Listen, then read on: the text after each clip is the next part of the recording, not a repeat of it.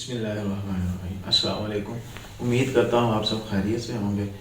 तो आज हम अपने उसी यूट्यूब चैनल को मज़ीद आगे लेके चलते हैं। सबसे पहले तो हमने इंट्रोडक्शन दिया कि हम इस चैनल पे आपको कौन कौन सी चीज़ों के बारे में मालूमात देंगे।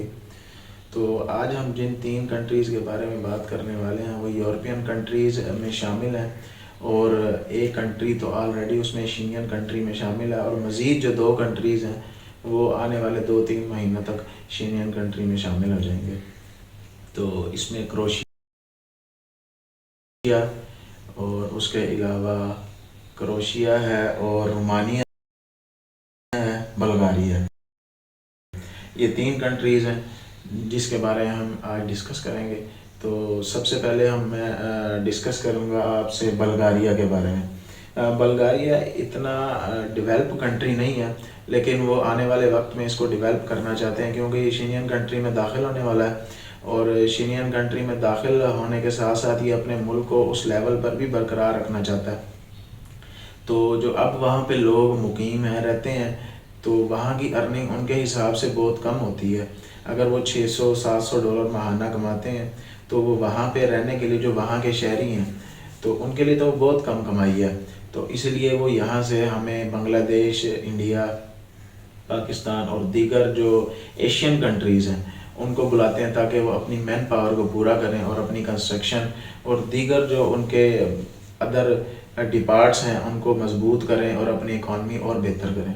तो इतने में उनको अपना कोई वर्कर अवेलेबल नहीं होता, और जैसे ही, क्योंकि वहाँ के जो लोग हैं उनके लिए तो फ्रीली वो मूव कर सकते हैं जर्मनी या दीगर कंट्रीज़ में, जहाँ पे उनको $3,000 से $4,000 महाना वो आराम से कमा सकते हैं। तो इसलिए वो वहाँ पे मूव करते जाएंगे। और उसके अलावा जो एशियन कंट्री में अब दाखिल हो जाएंगे ये लोग, तो जब उसके साथ ही जैसे वो दाखिल होंगे तो यहाँ से बहुत सारे लोग स्किप कर जाएंगे। हो सकता है कि जो हमारे वहाँ पे वर्कर हैं ऑलरेडी, जो सिर्फ इस बिना पे वहाँ पे हैं क्योंकि अभी एशियन में शामिल नहीं है, जैसे ही वो एशियन में शामिल होगा तो वो वहाँ से भी मूव करके चले जाएंगे हमारे लोग जो यहाँ से वर्कर गए हुए हैं। तो वहाँ पे एक बहुत बड़ा शॉर्टेज आ जाएगा वर्कर्स का। तो अगर आप स्किल्ड पर्सन हैं और आपके पास कोई हाईली अच्छी डिग्रीज़ हैं, लाइक आपके पास कंस्ट्रक्शन की डिग्री है, उसके अलावा मेडिकल की डिग्री है, होटल मैनेजमेंट की डिग्री है, ये 3 डिग्रीज़ बहुत ही आला होती हैं यूरोपियन कंट्रीज़ में, गल्फ़ कंट्रीज़ में, क्योंकि ये स्किल्ड भी होते हैं और इनके पास एक प्रोफेशनल डिग्री भी होती है। ये एक किस्म का ऑलराउंडर टाइप बंदे होते हैं, तो इनको कहीं ना कहीं कोई ना कोई जॉब बहुत अच्छी मिल जाती है।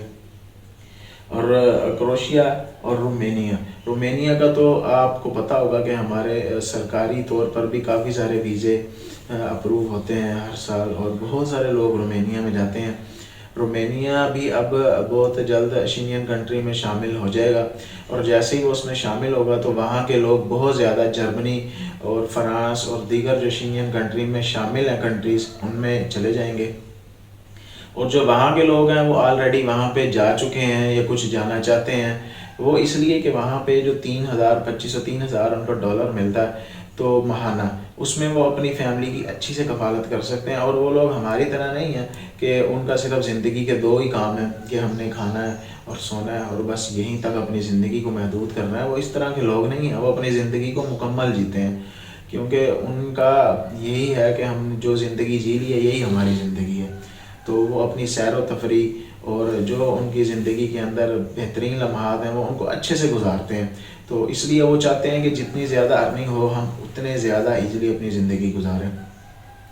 तो इससे रिलेटेड मैं आपको जो ऑथेंटिक पोर्टल हैं जॉब के हवाले से, जहाँ पे आप अप्लाई करें और आपको बहुत क्विक रिस्पांस मिलेगा, वो मैं डिस्क्रिप्शन लिंक में दे दूँगा, ताकि आप, तो जैसे मैं बता रहा था आपको कि मैं कुछ आपको ऑथेंटिक पोर्टल्स डिस्क्रिप्शन में दे दूंगा, आप वहां पर जाके इसकी मुकम्मल रहनुमाई लेके आप बआसानी तरीके से उसके ऊपर अप्लाई कर सकते हैं। उसके ऊपर सिंपल फॉर्मेट, जो लोग अप्लाई करते हैं और जो करना चाहते हैं उनके लिए कोई इतनी मुश्किल नहीं है।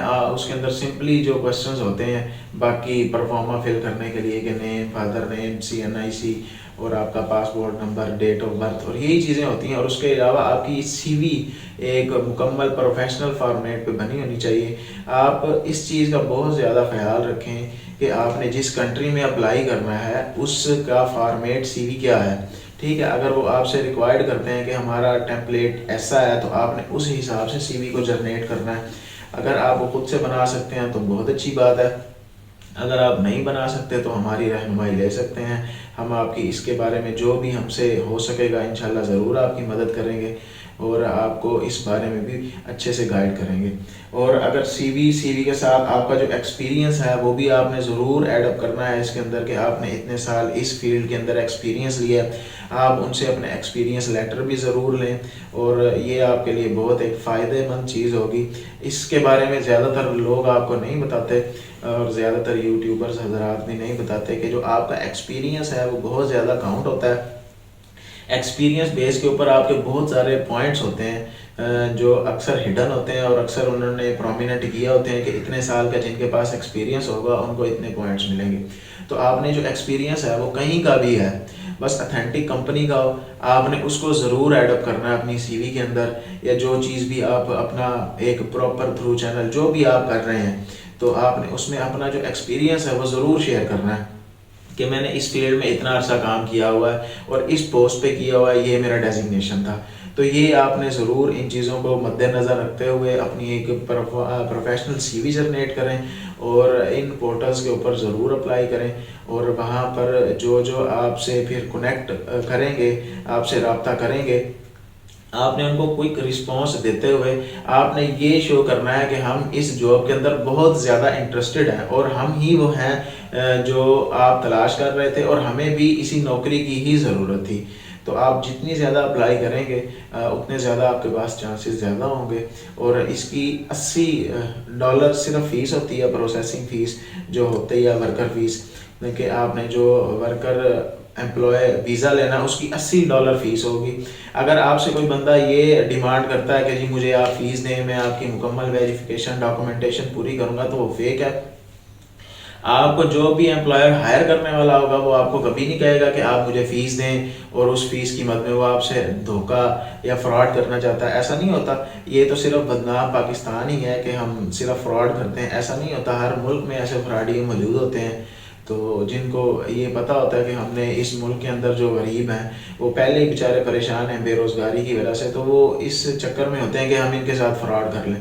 तो आपने उनसे भी बचना है और आप अपनी एम्बेसी से या दीगर और भी तरीके होते हैं जिससे आप वेरीफाइड कर सकते हैं। जो आपको लेटर आया है, अप्रूवल लेटर आया जो यहाँ वो एम्प्लॉयर ने आपको दिया है कि ये लेटर मेरी तरफ से आपको मैं जारी कर रहा हूँ, इसके ऊपर आप फिर अप्लाई करें और आपको वीज़ा मिल जाएगा। ठीक है, आपने उस लेटर को वेरीफाई करवाना है और कभी भी आपने fees in hand in account कभी भी पे नहीं करनी।